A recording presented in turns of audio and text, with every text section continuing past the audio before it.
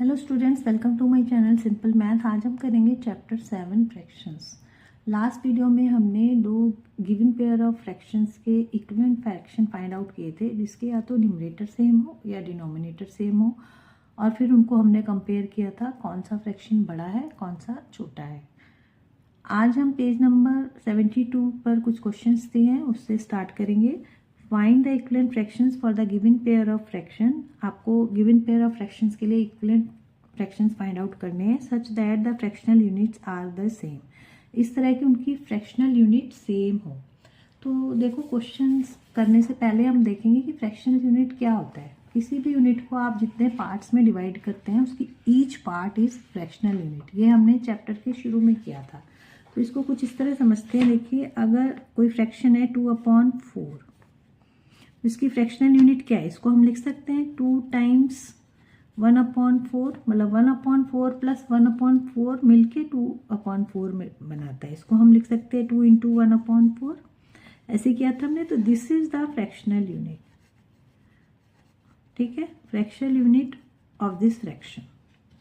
Okay, अगर हम एक और फ्रैक्शन लेते हैं 5/2, इसका मतलब क्या है 5 मल्टीप्लाइड बाय 1/2, ये हो गई इसकी फ्रैक्शनल यूनिट। अगर हम 5/2 को न्यूमरेटर और डिनोमिनेटर में 2 से मल्टीप्लाई कर दे तो 10/4 आ जाएगा आपको। और देखो, इसका क्या मतलब है 10 इंटू 1/4। तो इसका मतलब देखो, अगर हम मल्टीप्लाई करा तो अगर हम डिनोमिनेटर सेम कर दें ये, तो यूनिट सेम हो गई। ये भी 1/4 है, ये भी 1/4 है। तो आपको इसमें जब कहा है फ्रैक्शनल यूनिट तभी सेम होगी, आप इसके डिनोमिनेटर सेम कर दीजिए तो फ्रैक्शन यूनिट सेम हो जाएंगी। ठीक है, तो देखिए ए पार्ट है 7/2 एंड 3/5। इसमें हमें डिनोमिनेटर सेम करने हैं। तो देखो, ये दोनों एक दूसरे की टेबल में तो आते नहीं है। ऐसे केस में हम क्या करेंगे, इस वाले फ्रैक्शन को इसके डिनोमिनेटर से मल्टीप्लाई करेंगे 3/5 से, और 3/5 को 7/2 के 2 से मल्टीप्लाई कर देंगे तो दोनों के डिनोमिनेटर सेम हो जाएंगे। देखो 7/2 है, इसको हम कर देते हैं 5 से, कितना आएगा 35/10। और अगर हम 3/5 को 2 से कर देते हैं तो 6/10। ये देखो दोनों के सेम हो गए डिनोमिनेटर। और अब हम इसको देखें तो देखो 35 टाइम्स 1/10 और 6 टाइम 1/10, तो फ्रैक्शनल यूनिट सेम हो गई ना। तो आपको इसमें कुछ नहीं करना है, सिर्फ डिनोमिनेटर सेम करने हैं। बी पार्ट देखते हैं 8/3 एंड 5/6। इसमें देखो 3 की टेबल में तो 6 आता है, तो हम इसको अगर चेंज कर दें 8/3 को 2 से कर दें न्यूमरेटर और डिनोमिनेटर में, तो आपका आ जाएगा 16/6। और ये है 5/6, तो दोनों के डिनोमिनेटर सेम हो गए, मतलब फ्रैक्शनल यूनिट सेम हो गई। या आप इसको जैसे ऊपर वाला किया वैसे भी कर सकते हो कि इसको 6 से मल्टीप्लाई कर दो न्यूमरेटर डिनोमिनेटर में, और इसको 3 से। दोनों तरीके से ठीक है। ओके,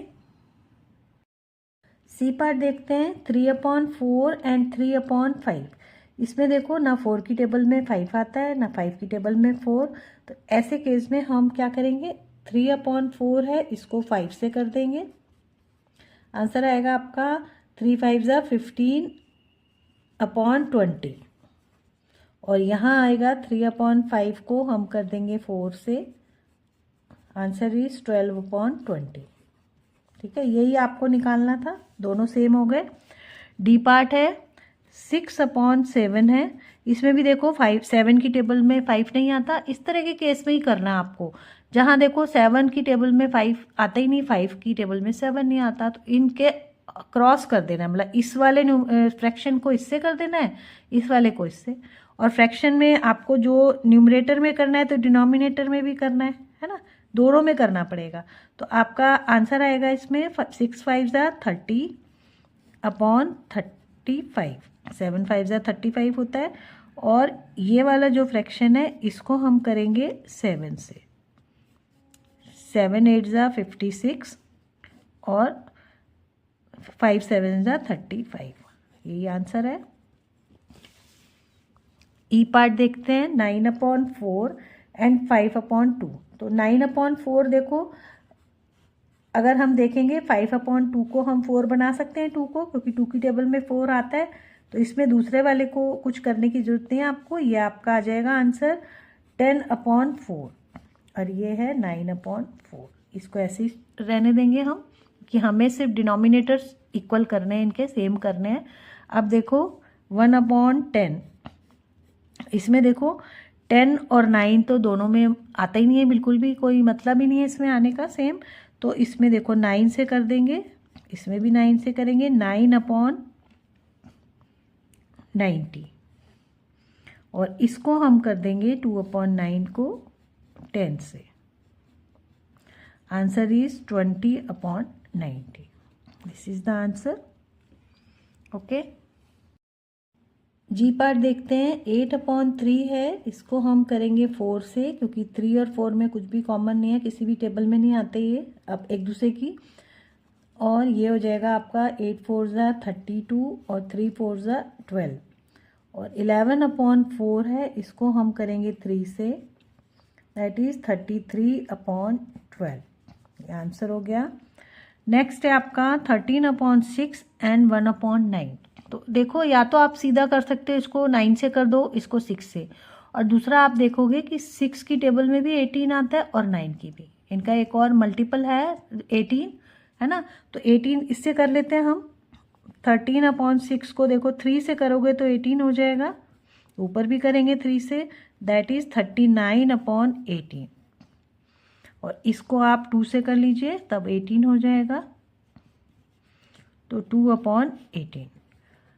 आप कैसे भी कर सकते हो, अगर आपको उस टाइम ध्यान नहीं आए तो आप इसको 13/6 को 9 से कर दीजिए न्यूमरेटर और डिनोमिनेटर में, तब आपका आ जाएगा जो आंसर वो भी ठीक होगा। इसको 6 से कर दीजिए तो आ जाएगा 6/59। यहाँ आप 9 से करेंगे तो 13 9 होता है 117 और यहाँ पे आ जाएगा आपका 9 6 54। आप वैसे भी कर सकते हो, दोनों तरीके से ठीक है। नेक्स्ट टॉपिक है expressing a fraction in lowest term और इन इट्स सिंपलेस्ट फॉर्म।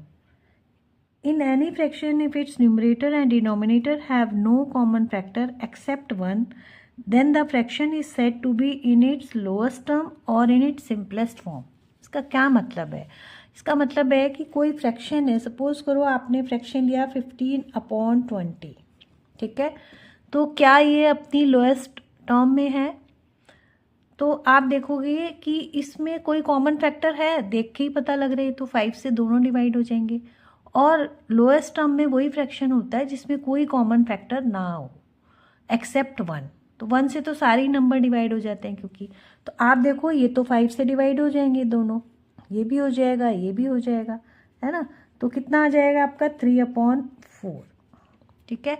तो 15/20 is not the lowest term. लेकिन अब इसको देखो आप 3/4, क्या इसमें कोई कॉमन फैक्टर है? देखो ये 2 से हो जाएगा, लेकिन ये तो नहीं होगा, ये तो प्राइम नंबर है, वैसे भी ये तो 3 से ही होगा सिर्फ, और 4 तो 3 से होगा ही नहीं। तो ये क्या आपका लोएस्ट टर्म, या इसको कहेंगे सिंपलेस्ट फॉर्म, ठीक है।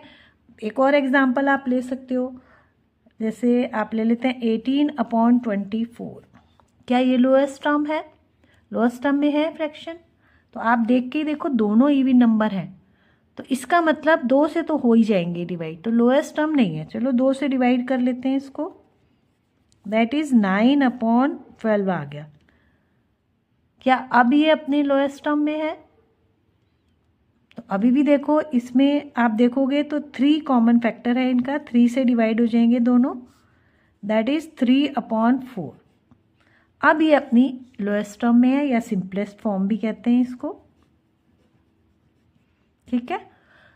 आप इसको सीधा भी कर सकते हो, जैसे ये तो स्टेप वाइज किया आपने। देखो 18/24 अगर आप देखोगे तो 6 की टेबल में दोनों आते हैं, ठीक है।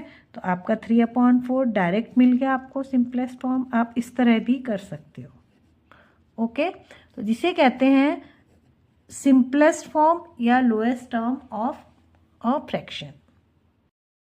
एग्जाम्पल देखते हैं। Is the fraction 16/20 in lowest terms? क्या फ्रैक्शन 16/20 लोएस्ट टर्म में है? तो देखो ये तो देख के ही पता लग रहा है दोनों इवन है, 16 भी 20 भी, है ना। 2 से डिवाइड हो जाएंगे, दैट इज 8/10। क्या अब ये लोएस्ट टर्म में है? अभी भी देखो दोनों 2 से हो जाएंगे, 2 की टेबल में आते हैं दोनों, तो आपका आ जाएगा 4/5। Now it is lowest term. क्यों? क्योंकि 5 जो है एक प्राइम नंबर है और 5 4 की टेबल में नहीं आता, 4 5 की टेबल में नहीं आता, इसमें कोई भी कॉमन फैक्टर नहीं है। दूसरा आप देखोगे 16/20 है, इसको आप 4 से भी कर सकते हो, है ना। 4 की टेबल में दोनों आते हैं, तो आपका आ जाएगा 4/5। इस तरह भी आप निकाल सकते हो, ठीक है। एक और एग्जाम्पल लेते हैं, 36/60। इसको देखो आप 2 से करेंगे पहले, दैट इज 18/30। अभी भी देखो दोनों इवन है, 2 से कर लीजिए, तो आपका आ जाएगा 9/30 को 2 से करेंगे 15। तो क्या ये अब लोएस्ट टर्म में है? तो देखो आप, ये तो देख के ही पता लग रहा है 3 से हो जाएगा, 3 की टेबल में दोनों आते हैं, तो आंसर आपका आएगा 3 3 ज़ा 9 और 3 5 ज़ा 15, ठीक है ना। आपका ये आ गया लोएस्ट टर्म। आप इसको सीधा भी कर सकते हो, जिन बच्चों को टेबल अच्छे से आता है, देखो 36/60 दोनों जो हैं 12 की टेबल में आते हैं, तो 12 3 ज़ा 36, 12 5 ज़ा 60, ऐसे भी निकाल सकते हो आप इसको पहले 6 से भी कर सकते हो। देखो ये तो सबको ही पता लग रहा है 6 से जाएगा ये, है ना। तो क्या आएगा, 6 6 ज़ा 36 और ये 10 टाइम जाएगा, ठीक है। अब 2 से कर लीजिए, तो आपका आएगा 3/5। तो आपको जैसे इजी हो आप कई स्टेप्स में भी कर सकते हो, डायरेक्ट भी कर सकते हो, ठीक है। अब देखते हैं figure it out, page number 173। Express the following fractions in lowest terms. आपको फ्रैक्शंस जो दिए हुए इनको लोएस्ट टर्म में एक्सप्रेस करना है। फर्स्ट है 17/51। इसमें अगर आप देखोगे 17 एक प्राइम नंबर है, ये तो किसी की टेबल में नहीं आएगा, तो हमें ये वाला नंबर चेक करना होगा कि क्या ये 17 से डिवाइड होता है। तो आप देखोगे 17 की टेबल में 51 3 टाइम्स आता है, ठीक है। जिन बच्चों को टेबल याद है वो देख के ही कर लेंगे, नहीं तो आप डिवाइड करके देख लेना, 3 टाइम्स जाएगा, तो ये लोएस्ट टर्म आ गई। बी पार्ट देखते हैं, देखो 64/164। जब इस तरह का बड़ा नंबर हो तो आप डिविजिबिलिटी रूल्स जो आपने किए थे उसको यूज करके आप चेक कर सकते हो कि बार बार डिवाइड करके देखने की जरूरत नहीं है। जैसे 64 है 144, वंस प्लेस पे ईवी नंबर है, अब देख के ही पता लग रहा है ईवी नंबर है दोनों, 2 से तो डिवाइड होंगे, तो आप इसको पहले 2 से डिवाइड करके छोटा कर सकते हैं। हम इसको 164 को और 144 को 2 से हम करेंगे, तो क्या आएगा आंसर आपका, ये हो जाएगा 32/2 7 ज़ा और 2 2 ज़ा, ठीक है। अभी भी देखो दोनों के वंस प्लेस पे 2 है, 2 से डिवाइड कर देंगे, दैट इज 16/2 3 ज़ा 6 2 6 ज़ा 12, ठीक है। अब देखो ये तो 4 की टेबल में आते हैं, 4 का टेबल तो बहुत छोटा है, आता होगा आपको, 4 4 ज़ा और 4 9 ज़ा, ओके। तो आप इस तरह स्टेप में भी कर सकते हो, अगर आपको टेबल याद है तो आप डायरेक्ट भी कर सकते हो, दोनों में मेथड ठीक है और आंसर दोनों में ही सेम आएगा। तो ये आपका आंसर आ गया। सी पार्ट देखते हैं, 126 और 147। इसमें देखोगे ये यहाँ 6 है, ये 2 से डिवाइड हो जाएगा क्योंकि इवन नंबर है, लेकिन ये नहीं होगा क्योंकि यहाँ ऑड नंबर है। तो ऐसे केस में हम क्या करेंगे, हम डिविजिबिलिटी टेस्ट से चेक करेंगे। देखो इन सबको ऐड करोगे आप तो क्या आएगा, 9 आएगा, इसका मतलब ये तो 3 से हो जाएगा। इसमें देखो 5 और 7 12, तो ये भी हो जाएगा, तो हम 3 से डिवाइड करते हैं इसको, दैट इज 3 4 ज़ा 12 और 3 2 ज़ा 6, और इसको 3 से करेंगे, 3 4 ज़ा 12, 2 बचेगा, 3 9 ज़ा 27। तो ये देखो ये तो देख के ही पता लग रहा है 7 7 से जाएगा, 7 की टेबल में आते हैं दोनों, 7 6 ज़ा और 7 7 ज़ा, ये आंसर आ गया। डी पार्ट है 525 और 112। अब देखो ये थोड़ा बड़ा नंबर है, तो इसमें अगर आप देखोगे कि ये इवन है लेकिन ये तो ऑड नंबर है। दूसरा हम देखेंगे कि ये देखो 5 से डिवाइड हो जाएगा लेकिन ये नहीं होगा। 3 से चेक कर लेते हैं। देखो 5 और 2 7 और 5 12, तो ये तो हो जाएगा 3 से, लेकिन ये नहीं होगा। 3 + 1 4। तो अगर 2 से भी नहीं हो रहा, 3 से नहीं हो रहा, तो 6 से भी नहीं होगा, है ना। 5 से भी हमने देख लिया। 7 से चेक करते हैं। तो 7 से आप डिवाइड करके भी देख सकते हो। 5 25 को करके देख लेते हैं पहले, क्योंकि बड़ा है 7 से। 7 7 ज़ा 49। नीचे आपका हो गया 3, 5 कैरी किया, 7 5 ज़ा 35। तो ये 7 से चला गया। ये भी चेक कर लेते हैं। देखो 5 25 1 1 2, ये तो जा रहा है, ये भी जाएगा। देखो 7 7 ज़ा 1, 7 1 ज़ा 7 और 4 बचा, 7 6 ज़ा, तो यस ये भी जाएगा। तो ये 7 से चला जाएगा आपका। ये आ गया आपका 75 आंसर यहाँ पे निकाला है हमने। और ये आपका आएगा 7 से करोगे तो 7 1 ज़ा 7 और 7 6 ज़ा 42। तो ये देखो, अब इसमें ये इवन नंबर है, ये ऑड है। ये 5 से होगा, ये तो नहीं होगा 5 से, है ना। तो ये अपना लोएस्ट टर्म में ही है, क्योंकि इसमें कोई भी कॉमन फैक्टर नहीं है। तो आज हम यहीं तक करेंगे। नेक्स्ट टॉपिक हम नेक्स्ट वीडियो में करेंगे। तब तक के लिए गुड बाय।